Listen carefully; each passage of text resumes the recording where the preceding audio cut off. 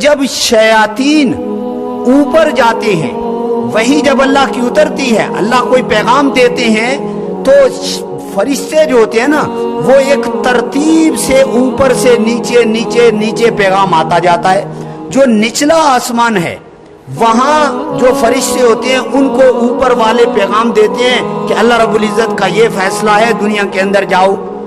اور یہ اطلاع نبی کو دے دو، یا یہ دنیا کے اندر کام ہونا ہے۔ تو شیاطین اوپر کو جاتے ہیں اور وہ تھوڑی سی بات جو ہے وہ سن لیتے ہیں۔ بعض روایات میں نچلے آسمان کا ذکر ہے اور بخاری میں جو بادلوں کا ذکر ہے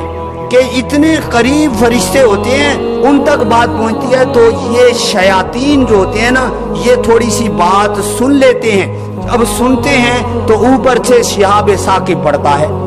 پھر یہ نیچے دوڑتے ہیں اور وہ تھوڑی سی بات جو ہوتی ہے وہ سن کر یہ نجومیوں اور کاہنوں کو بتلا دیتے ہیں، وہ اپنی طرف سے 10 جھوٹ ملا کر دنیا کے اندر پھیلا دیتے ہیں۔ کبھی ان کی بات سچی بھی ہو جاتی ہے، تھوڑی بہت بات جو سنی، لیکن حقیقت میں 90% اور زائد باتیں جو ہے وہ ساری جھوٹ جو ہے وہ ملی ہوئی ہوتی۔ اسی لیے قرآن کریم نے کہا وَحِفْظًا مِّن كُلِّ شَيْطَانٍ مَارِدٍ، کہ پھر شعلے برستے ہیں۔ شعلے اس کی مختلف صورتیں ہو سکتی ہیں۔ دیکھو ایک صورت یہ ہوتی ہے کہ ہو سکتا ہے یہ جو بڑے بڑے سیارات ہیں ان کے علاوہ کوئی چھوٹے اللہ نے سیارے ایسی چیز بنائی ہو جو صرف شیطانوں کے مارنے کے لیے ہو، یا ہو سکتا ہے کوئی ایسی صورت ہو کہ جیسے بگولا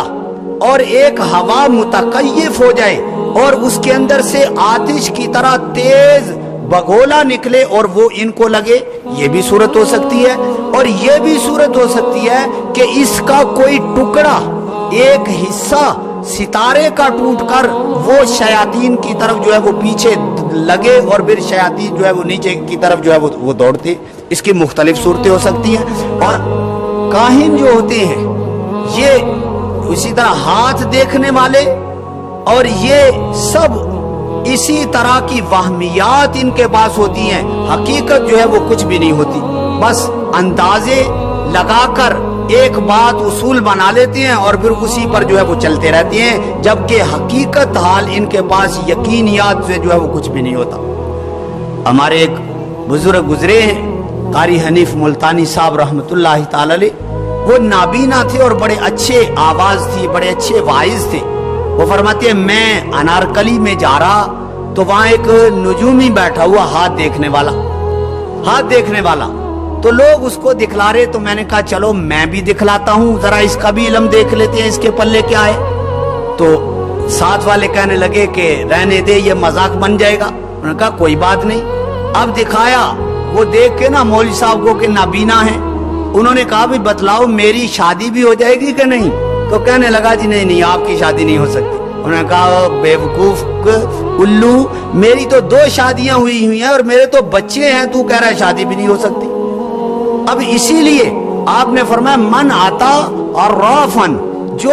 ایسے کاہن اور نجومی کے پاس جاتا ہے کہ پوچھنے کے لیے کہ بھئی کیا ہوگا، جیسے آج کل بھی رواج ہے کوئی چیز گم ہو گئی اور لوگ دوڑتے ہیں جی ٹیوا لگانے والا اور فلاں، اس کا حقیقت حال سے کوئی جو ہے وہ تعلق نہیں ہے، اس کا صرف وہمیات ہیں۔ جو آپ نے فرمایا اس کے پاس جاتا ہے اور اس کو یقین رکھتے ہوئے جاتا ہے کہ اس کے پاس سارا کچھ پتا ہے، اس کو فرمایا فقد کفر، اس نے اس چیز کا انکار کر دیا ہے جو اللہ نے میرے اوپر جو ہے وہ اتاری ہے، اللہ نے میرے اوپر اتاری ہے، اس کا انکار کر دیا۔